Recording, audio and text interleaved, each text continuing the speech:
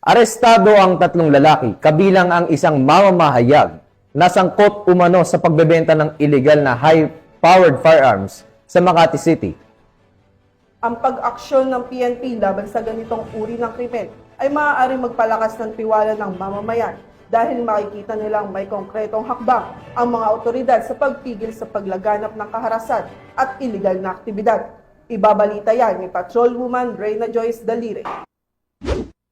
Makalipas ang isang buwang surveillance, tiklo ang tatlong sospek na sangkot umano sa pagbebenta ng illegal na high-powered firearms dakong alas 9 ng gabi ng Martes sa harap ng isang apartel sa Guadalupe Nuevo, Makati City. Kinilala ang mga naaresto na sina alias Patrick 26 anyos, ang target sa operasyon, alias Gaynor 52 anyos na isang mamahayag, at si alias Rodrigo, 52 anyos na isang building maintenance worker at parehong mga residente ng Makati City. Base sa report, na aresto ang tatlo matapos ang matagumpay na buy-bust operation ng District Special Operations Unit ng Southern Police District kung saan positibong nakabili ang operatiba na nagpanggap bilang posure buyer ng mga illegal na armas. Sa pagkakaaresto sa kanila, nasabat ang mga high-powered firearms kagaya ng tatlong Armalite at isang pistol firearms. Na-recover din ang mga perang ginamit sa transaksyon, mga magazines, bala, IDs ng kanilang pagkakakilanlan,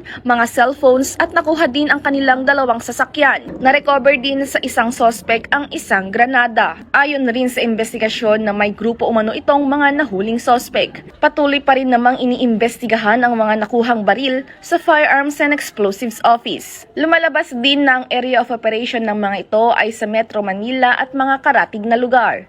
Nasampahan na ang mga sospek ng kasong paglabag ng RA 10591, illegal selling of firearms in relation to RA 7166 at COMELEC gun ban at nakakulong sila ngayon sa kustudiya ng Makati City Police Station. Pinaalalahanan naman ng pulisya ang lahat na umiiral pa rin ang patakaran na election gun ban sa buong Pilipinas sa kabila ng katatapos na halalan 2025. Mula dito sa Southern Police District, ako ang inyong PNN correspondent, Patrolwoman Reyna Joyce Dalire, alagad ng batas, tagataguyod ng Balitang Pulis.